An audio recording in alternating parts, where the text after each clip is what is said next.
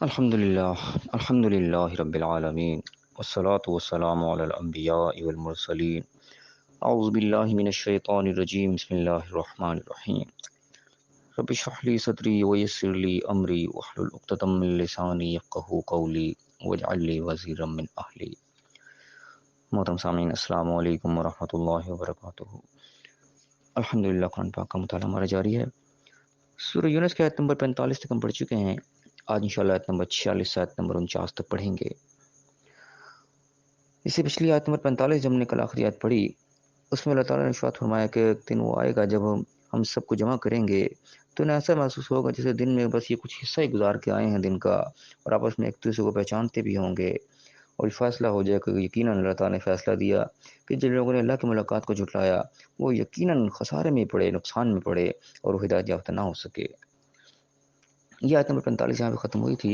اس کا بیان مزید آگے آیت نمبر 46 میں اللہ تعالیٰ نے یہاں پہ ارشاد فرمایا ہے، اعوذ باللہ من الشیطان الرجیم، بسم اللہ الرحمن الرحیم، وَإِمَّا نُرِيَنَّكَ بَعْضَ الَّذِي نَعِدُهُمْ، اور ممکن ہے کہ ہم تمہیں آنکھوں سے دکھا دیں وہ چیزیں بعد جو ہم ان سے وعدہ کر رہے ہیں، یعنی کہ جو نقصان کا اللہ نے ذکر کیا کہ وہ لوگ نقصان میں ہی پڑے جنہوں نے اللہ کی ملاقات کو جھٹلایا، تو یہ نقصان تمہیں ہم آنکھوں کے سامنے بھی تمہیں دکھا سکتے ہیں۔ اور نتوفینک فالینا مرجعہم، یا ہم تمہیں وفات بھی دے دیں یا اپنے قبضہ قدرت میں کر لیں، اپنے پاس بلا لیں، اٹھا لیں، تب بھی انہوں نے ہمارے پاس ہی لوٹ کر آنا ہے، یعنی کہ آخر میں تو تم دیکھو گے ہمارے پاس ہی سب نے جمع ہونا ہے، یہ بھی لوٹ کے ہمارے پاس ہی آئیں گے۔ ثم اللہ شہید علی ما یفعلون، پھر اللہ ہر چیز پر گواہ ہے جو کچھ یہ کرتے ہیں۔ یعنی کہ یہاں پہ اللہ تعالیٰ نے جو وعدہ کیا نقصان کا، وہ نقصان دنیا میں بھی اللہ تعالیٰ یہاں پہ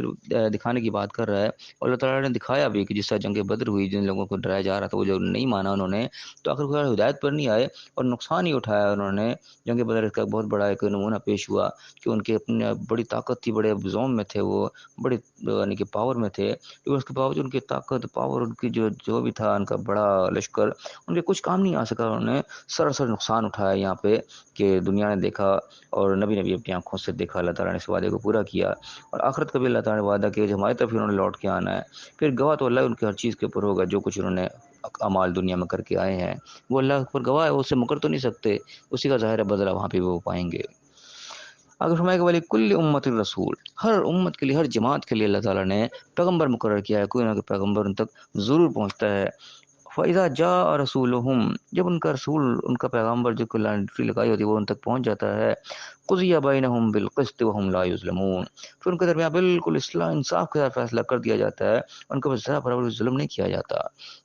یعنی اللہ نے بتایا کہ کوئی شخص جو ہے وہ غفلت میں نہیں مارا جائے گا دنیا کے اندر، ہر جماعت کے لیے اللہ تعالیٰ نے ایک پیغامبر ضرور مقرر کیا جو ان کے تک پیغام لے کر آئے گا، اور جب پیغام لے آتا ہے پھر فیصلہ جو بھی ہوتا ہے وہ بالکل انصاف پر مبنی ہوتا ہے، کسی کے ساتھ کچھ ظلم نہیں ہوتا۔ یعنی کہ جب پیغمبر آ کر سارا کچھ بتا دیتا ہے، ڈرا دیتا ہے، اس کے باوجود بھی لوگ نہیں مانتے، اور پھر جب ان کے ساتھ ان کا ہلاکت کا معاملہ، نقصان کا معاملہ ہوتا ہے، یہ نقصان، یہ ہلاکت پھر کوئی ظلم پر مبنی نہیں ہوتی، بلکہ حق ان پر حجت تمام ہو چکی ہوتی ہے، حق کو واضح کر دیا جاتا ہے، اور یہ فیصلہ بالکل حق پر مبنی ہوتا ہے، جو بھی ان کے ساتھ بھی سزا ان کو دی جاتی ہے یہ بالکل انصاف اور حق پر مبنی ہوتی ہے، کوئی ظلم کا عنصر اس کے اندر شامل نہیں ہوتا۔ آگے کیا فرمایا کہ وہ یقولون، اور کہتے ہیں کہ متی ھذا الوعد ان کنتم صادقین، کب آئے گا وہ وعدہ اگر تم سچے ہو تو، یعنی کہ تم عذاب سے ڈرائے جا رہے ہو، عذاب آ جائے گا، عذاب آ جائے گا، یہ ہوگا وہ ہوگا، کب آئے گا؟ ہم تو کرے جا رہے ہیں جو ہمارا دل کر رہا ہے، کب آئے گا اگر تم سچے ہو تو؟ کل، ان کو کہہ دو، جواب دے دو، لا املک لنفسی ضرا ولا نفعا الا ما شاء اللہ، کہہ دو کہ میں تو اپنی جان کے لیے بھی کسی نفع یا نقصان کا مالک نہیں ہوں مگر جو میرا مالک چاہے۔ یعنی کہ تم اپنے نقصان کے لیے جو تم دعوت دے رہے ہو، کہ تم کہہ رہے ہو جی میں تمہیں ڈرا رہا ہوں کہ تمہارا نقصان ہو جائے گا، تم کہہ رہے ہو کہ کب ہوگا بتاؤ نا ہمارا نقصان، ہم نقصان میں پڑ جائیں گے، عذاب آ جائے گا اور یہ ہو جائے گا وہ ہو جائے گا، بتاؤ کب ہوگا؟ تم اپنے نقصان کی ڈیمانڈ میرے سے کر رہے ہو، اپنے نقصان کا میرے سے پوچھ رہے ہو، میں تو اپنی جان کے بھی نفع نقصان کا مالک نہیں ہوں۔ اب اس بات کے اندر کتنی یعنی کہ عقائد کلیئر ہوتے ہیں، کتنی چیزیں سمجھ میں آتی ہیں کہ اللہ تعالیٰ اپنے نبی کے ذریعے کہلوا رہا ہے کہ تم کہہ دو میں اپنی جان کے لیے بھی کسی نفع نقصان کا مالک نہیں ہوں۔ یہ کون کیسے کہلوا رہا ہے؟ اللہ تعالیٰ اپنے آخری نبی سے کہلوا رہا ہے جو کہ پوری دنیا کے لیے جو ہے ایک نمونہ ہے اور ہدایت کا ذریعہ ہے۔ اللہ تعالیٰ ان کی زبان سے کہلوا رہا ہے کہ بتاؤں کہہ دو کہ میں اپنے لیے کسی نفع نقصان کا مالک نہیں ہوں۔ اب یہاں پہ ہم چیز کو سمجھیں کہ اللہ کے نبی سے بڑی بزرگ ہستی تو کوئی نہیں ہو سکتی،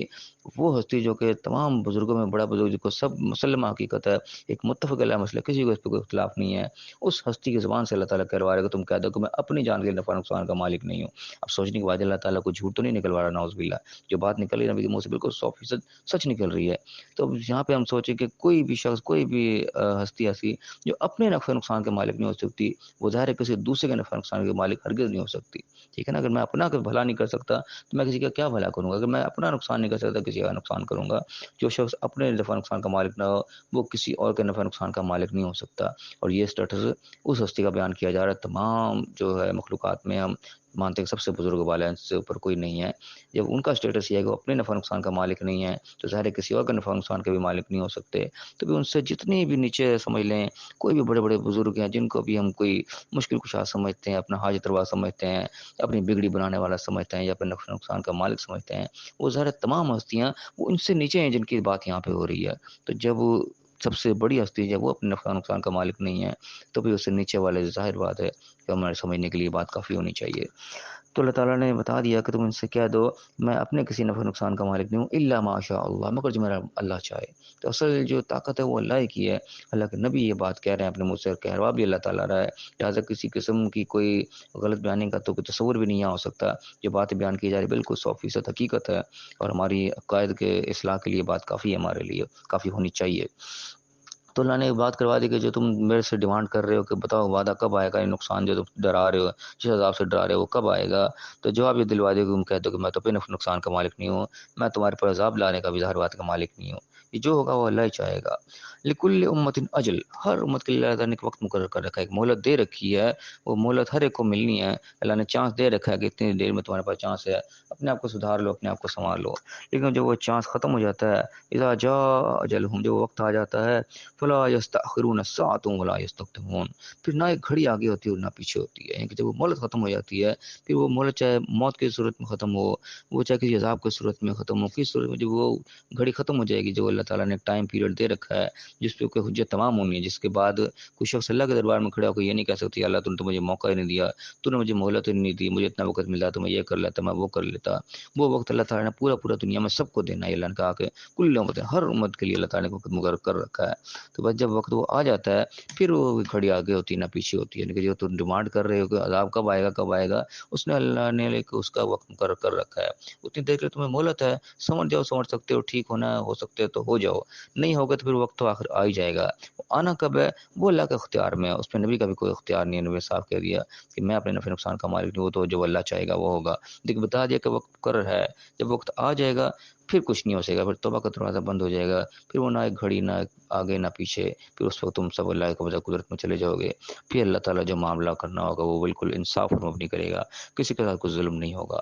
تو اللہ تعالیٰ ہمیں صحیح سمجھنے کی توفیق عطا فرمائے۔ ہمیں اللہ نے نشانیاں بتائیں، جو محکمات ہم پر واضح ہوئے ہیں، اللہ تعالیٰ ہمیں صحیح معنوں میں نشانیوں سے سبق حاصل کرنے کی توفیق عطا فرمائے، محکمات پر صحیح معنوں میں عمل کرنے کی توفیق عطا فرمائے، اور دنیا اور آخرت دونوں جگہ کامیاب فرمائے، آمین۔ وآخر دعوانا الحمد للہ رب العالمین۔